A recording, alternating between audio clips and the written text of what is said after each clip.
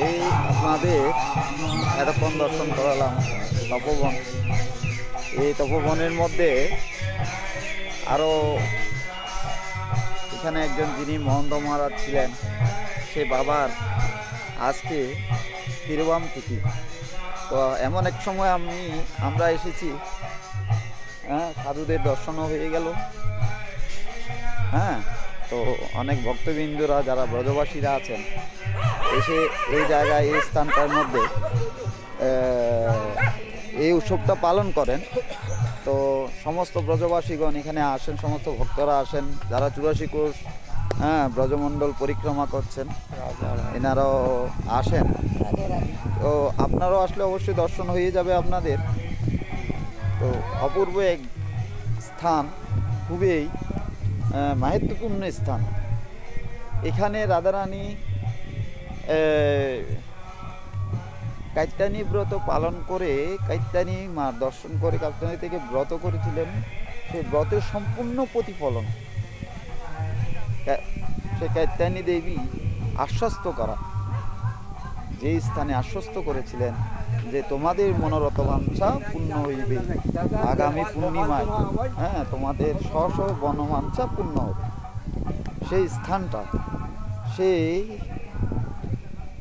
স্থানের গুণটা, যে স্থানের মহিমাটা আসলে না আসলে, এগুলো দর্শন না করলে অনুভব করা যাবে না। মনে হয় চারিদিকটা আপনারা একটু দর্শন করতে থাকুন। চারিদিকটা যেন এক অপূর্ব, এখনো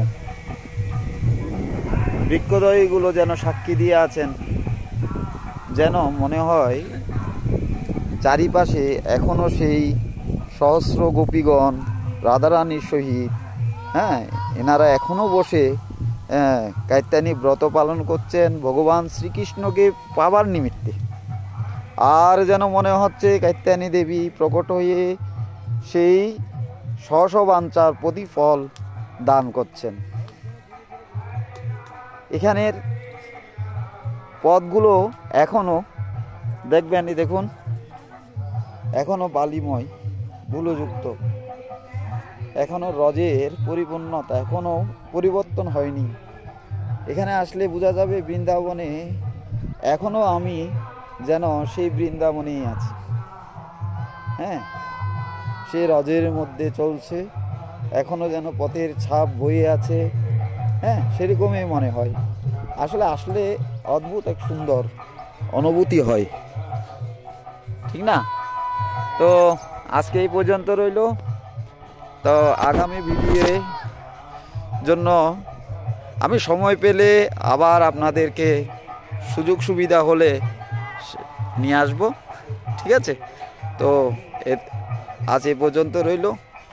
রাধে রাধে। সবাই আশীর্বাদ করবেন, কৃপা দৃষ্টি রাখবেন। রাধে শ্যাম।